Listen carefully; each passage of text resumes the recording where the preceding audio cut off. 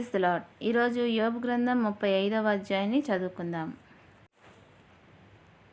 Elihu ఇంకా ఈ విధంగా జవాబిచ్చాడు, మీరు ఇలా అనుకుంటున్నారు కదా, నేను తప్పిదం చేయడం కంటే తప్పిదం చేయకపోవడం వల్ల నాకు ఎక్కువ ప్రయోజనం వచ్చేదా? నీకు ప్రయోజనం ఉండేదా? ఇది ధర్మమే అనిపిస్తుందా మీకు?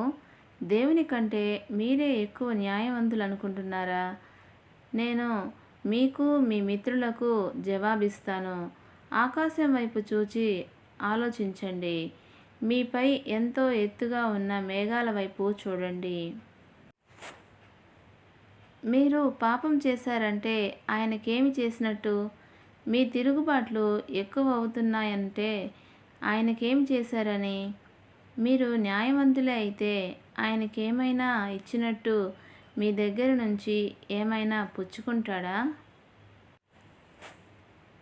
మీలాంటి మనుషులేక మీ దుర్మార్గం సంబంధిస్తుంది. మీ నీతి ఫలం కూడా మనుషులేక చెందుతుంది. అనేక దౌర్జన్య క్రియల కారణంగా ప్రజలు కేకలు వేస్తారు. బలవంతుల భుజబలానికి తట్టుకోలేక సహాయం కోసం ఆక్రందన చేస్తారు. అయితే రాత్రివేళ పాడడానికి పాటలిచ్చే నా సృష్టికర్త అయిన దేవుడు ఎక్కడున్నాడని ఎవ్వరూ అడగరు.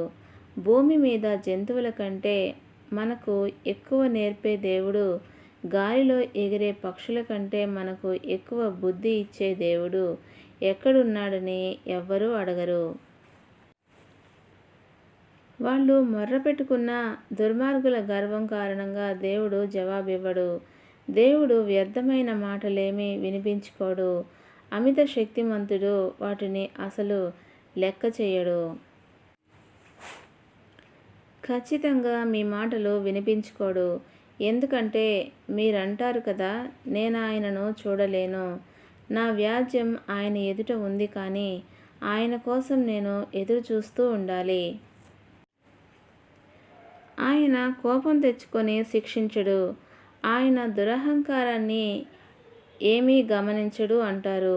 ఈ విధంగా యోబు వ్యర్థంగా నోరు తెరచి మాట్లాడాడు. తెలివి లేకుండానే బోలెడన్ని మాటలు పలికాడు.